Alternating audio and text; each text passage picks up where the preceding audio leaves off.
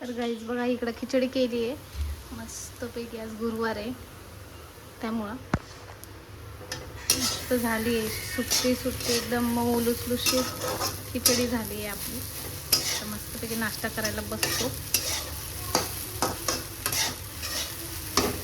साहेबांचा डबा पण केलेला आहे, टिफिन केला आहे.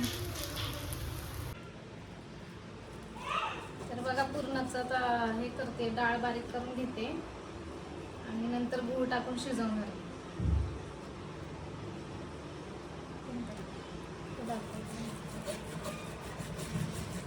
अरे सगळं तांब्यालाच चिकटतंय. अरे पण ह्याच्यामध्ये हे टाकतात ना, गुळ गुळ टाकतात ह्याच्यात. मी काय म्हणलं, डाळ बारीक करून घेतली. तर गाईज मगाशी डाळ बारीक करून घेतली होती आणि आता गूळ टाकलंय त्याच्यामध्ये. तर डाळ तर पूर्ण बारीक झाली. आता गूळ टाकून पूर्ण ते शिजवून घेते छान आणि मग तुम्हाला दाखवते कसं झालं. तर बघा मगाशी गूळ टाकला होता आणि गूळ आता मेल्ट होऊन असं झालंय पीठ थोडंसं पातळ.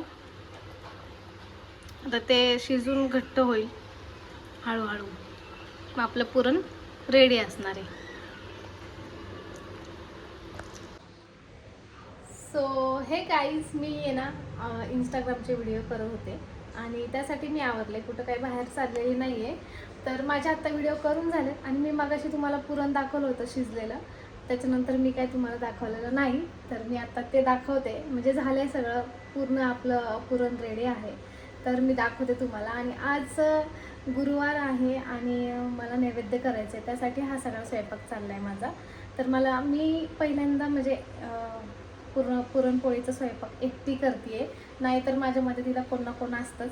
पण यावेळेस माझ्या मदतीला कोणीच नाही, मी एकटीने केलं आहे सगळं. आणि मला अजून भरपूर गोष्टी करायच्या, म्हणजे भजी करायची आहे, पापड तळायचे, खीर पण करायची आहे. पण खीरचं नक्की नाही आहे अजून, पण बघू, खीर पण बनवेल थोडीशी नैवेद्यापुरतं. तर आता पुरणचं तर डन झालं आहे. म्हणजे गाईस बघा पोळ्या किती छान झालं. हे आहे पुरण, इकडे बनते पोळी. इथं ताट वाढलंय मी, पुरणपोळी, भजी, बनते मस्तपैकी. चल खा आता, चालू कर.